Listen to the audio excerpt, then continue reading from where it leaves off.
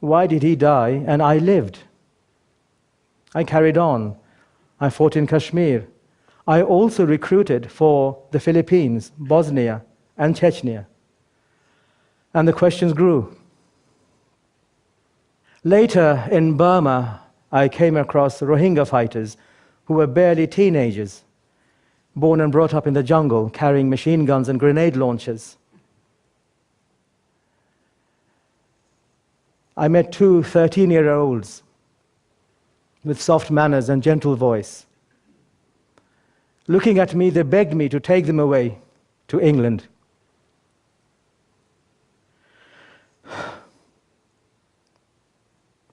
They simply wanted to go to school. That was their dream. My family, my children of the same age, were living at home in the UK, going to school, living a safe life. And I couldn't help wonder how much these young boys must have spoken to one another about their dreams for such a life. Victims of circumstances. These two young boys, sleeping rough on the ground, looking up at the stars, cynically exploited by their leaders for their personal lust for glory and power. I soon witnessed boys like them killing one another in conflicts between rival groups. And it was the same everywhere. Afghanistan, Kashmir, Burma, Philippines, Chechnya. Petty warlords got the young and vulnerable to kill one another in the name of jihad. Muslims against Muslims, not protecting anyone against invaders or occupiers, not bringing relief to the oppressed. Children being used, cynically exploited, people dying in conflicts which I was supporting in the name of jihad. And it still carries on today.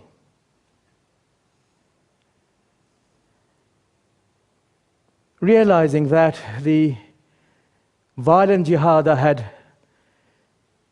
engaged in abroad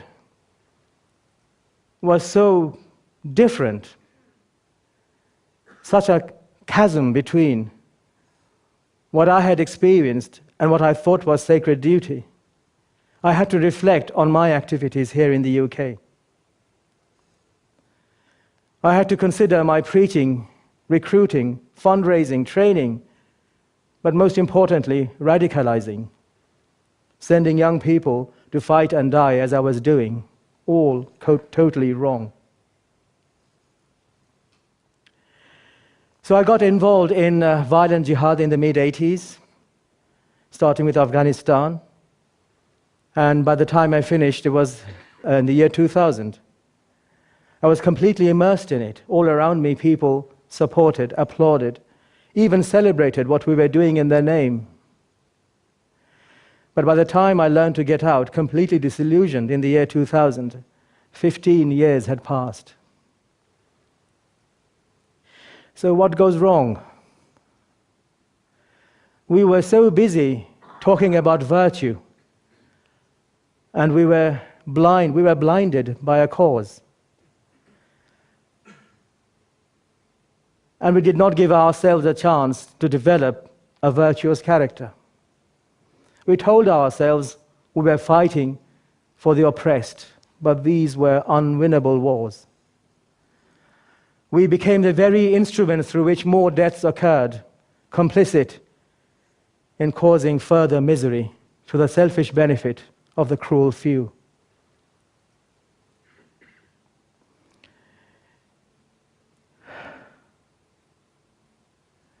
So over time, a very long time, I opened my eyes. I began to dare to face the truth, to think, to face the hard questions. I got in touch with my soul.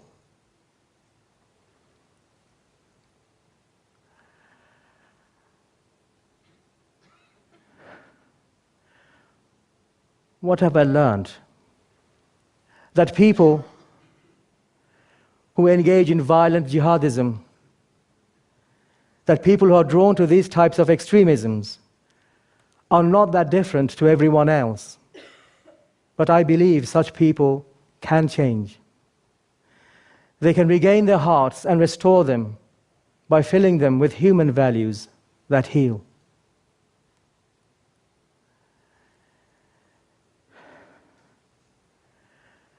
When we ignore the realities, we discover that we accept what we are told without critical reflection.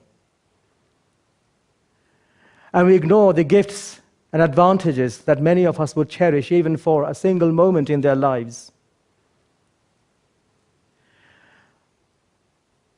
I engaged in actions I thought were correct. But now I began to question how I knew what I knew.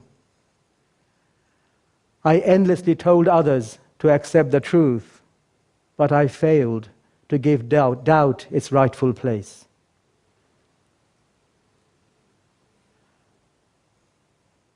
This conviction that people can change is rooted in my experience, my own journey.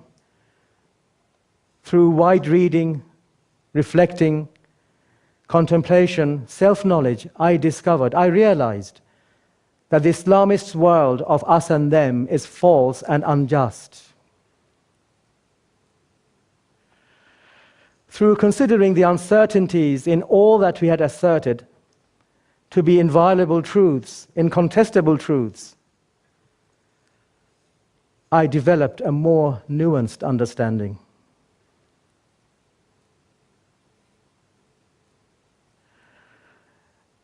I realized that in a world crowded with variation and contradiction, foolish preachers, only foolish preachers, like I used to be, see no paradox in the myths and fictions they use to assert authenticity. So I understood the vital importance of self-knowledge, political awareness, and the necessity for a deep and wide understanding of our commitments and our actions, how they affect others. So my plea today to everyone, especially those who sincerely believe in Islamist jihadism, refuse dogmatic authority. Let go of anger, hatred, and violence. Learn to right wrongs without even attempting to justify cruel, unjust, and futile behavior. Instead, create a few beautiful and useful things that outlive us. Approach the world, life, with love. Learn to develop or cultivate your hearts to see goodness, beauty, and truth in others and in the world. That way we do matter more to ourselves, to each other, to our communities, and for me, to God. This is jihad, my true jihad. Thank you.